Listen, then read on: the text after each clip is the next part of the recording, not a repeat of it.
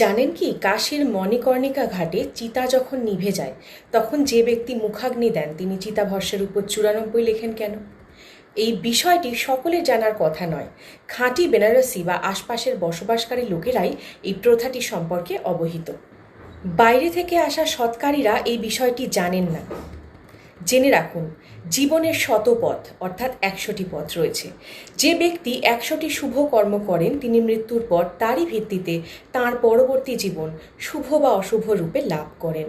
এই কর্মগুলির মধ্যে 94টি কর্ম মানুষের অধীনে, যা সে সম্পন্ন করতে সক্ষম, অর্থাৎ বিধাতার অধীন।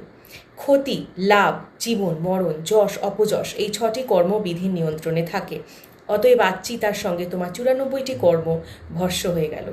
বাকি 6টি কর্ম এবার তোমার জন্য নতুন জীবন সৃষ্টি করবে। তাই 100 থেকে 6 বিয়োগ করলে 94 লেখা হয়। গীতায়ও বলা হয়েছে যে মৃত্যুর পর মন তার সঙ্গে 5টি জ্ঞানেন্দ্রিয়কে নিয়ে যায়। এই সংখ্যাটি হলো 6, মন এবং 5টি জ্ঞানেন্দ্রিয়। পরবর্তী জন্ম কোন দেশে, কোথায় এবং কাদের মাঝে হবে তা প্রকৃতি ছাড়া অন্য কারো জানা নেই।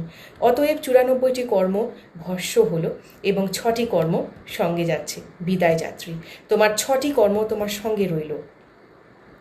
আপনার জন্য এই 100টি শুভ কর্মের বিস্তারিত বিবরণ নিচে দেওয়া হলো, যা জীবনকে ধর্ম এবং সৎকর্মের দিকে চালিত করে এবং এই তালিকা আপনাকে সৎকর্ম করার অনুপ্রেরণা দেবে। 100টি শুভ কর্মের গণনা: ধর্ম এবং নৈতিকতার কর্ম। 1 নম্বর, সত্য বলা। 2, অহিংসার পালন। 3, চুরি না করা। 4, লোভ থেকে বাঁচা। 5, ক্রোধের উপর নিয়ন্ত্রণ। 6, ক্ষমা করা। 7, দয়া ভাব রাখা।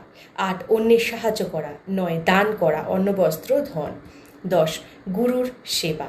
11, মাতা পিতার সম্মান। 12, অতিথির সৎকার। 13, ধর্মগ্রন্থের অধ্যয়ন।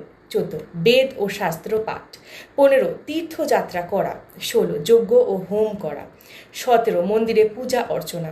18, পবিত্র নদীতে স্নান। 19, সংযম ও ব্রহ্মচর্যের পালন।